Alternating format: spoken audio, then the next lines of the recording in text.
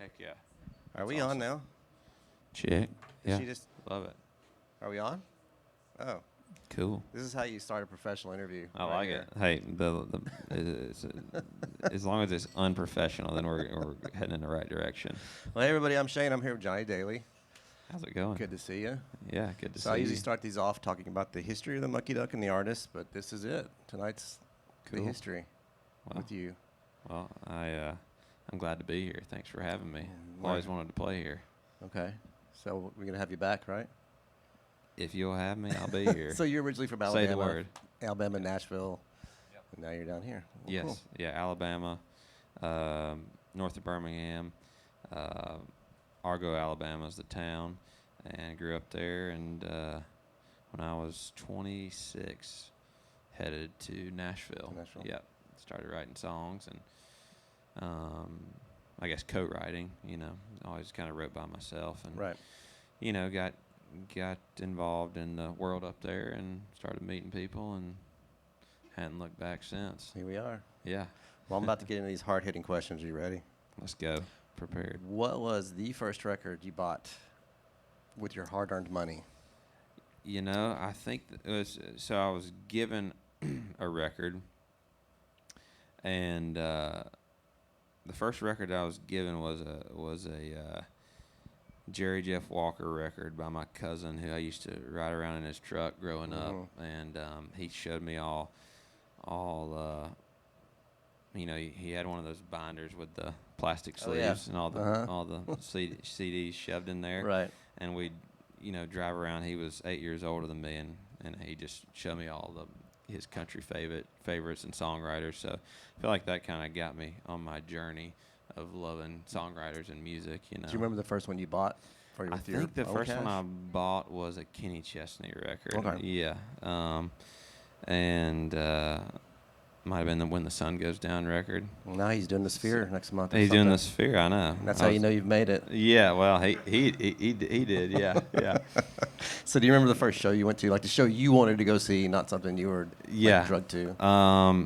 The first show I wanted to go see was with my cousin, same guy. It was a Chris Knight show at Workplay in Birmingham. Oh, Chris has played here several times. Has he? Yeah. Yeah, I could see him playing here, but man, he's just got such great songs and just one of a kind. So that was first that I bought the ticket and went, and I was excited to be there. Who was the first artist you put on a pedestal?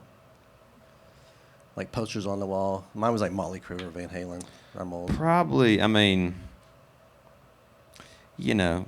George Strait, or Kenny. I grew up loving them, and like they were on the radio, riding around in my parents' car, and so Alan Jackson. I think all those storytellers, right? So like in the mainstream country world, they caught my ear pretty early. Nice. So you've always been into pretty much the country vein of things. Yeah, that's really all I've ever listened to. I meet people and they, love all kinds of music. I really love just country and singer-songwriter, and that's kind of pretty boring. Not really. Boring. No, not at all. That's what you're trying to do for a living. Line. So yeah, exactly. It's probably what you should kind of concentrate on. Exactly. I would imagine. Try to learn as much as I can. Right. Do you remember the first band shirt merch? Not necessarily you bought it at the show, but like the first hat, shirt, merch of an artist. The only merch I've ever had and I still have it. It's a Jerry Jeff Walker shirt. That's because I only bought it like 3 years ago. But I never have bought band merch. Really? Yeah, I don't know. But it's like the end thing it's to expensive. do. It's especially it's the vintage crazy. stuff. I need to get on eBay and buy some. So. We were in Vegas this weekend. I went and saw AC/DC at the big cool. mega football stadium. Yeah. And they sold these. Did you get some merch?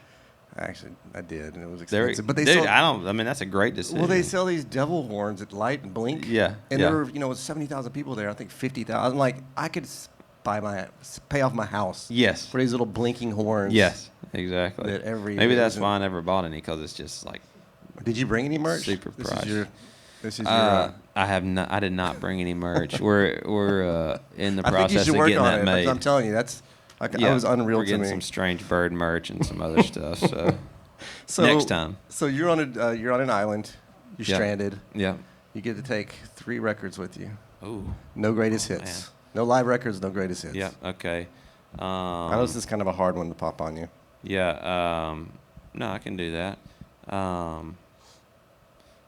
Workbench Songs by Guy Clark. Guy played here. Did you know that? No, I did not. Yeah, Lyle Lovett came and sang a couple songs. A picture over there of it. Wow. So. I saw Rodney Crowell over there on the Rodney picture. played several times. But yeah, Workbench Songs, Guy Clark, just because that kind of, he built guitars. He really kind of connects with what I grew up doing.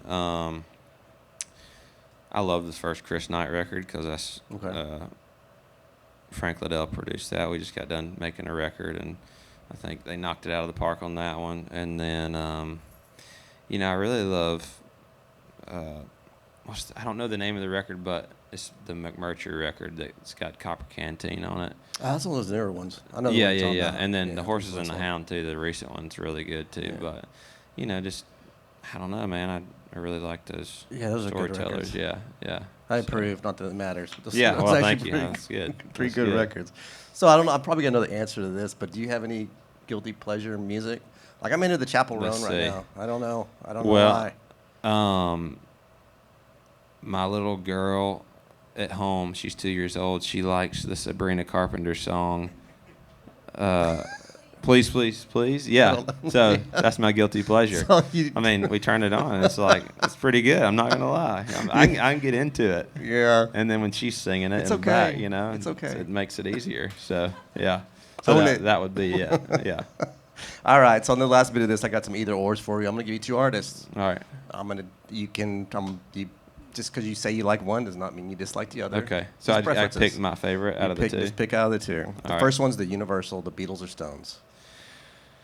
Rolling Stones for sure. Yeah. Dolly or Aretha? Dolly. Okay. I knew that was coming. Elvis or Sinatra? I'm going Elvis probably. Okay. Yeah. Willie or Johnny?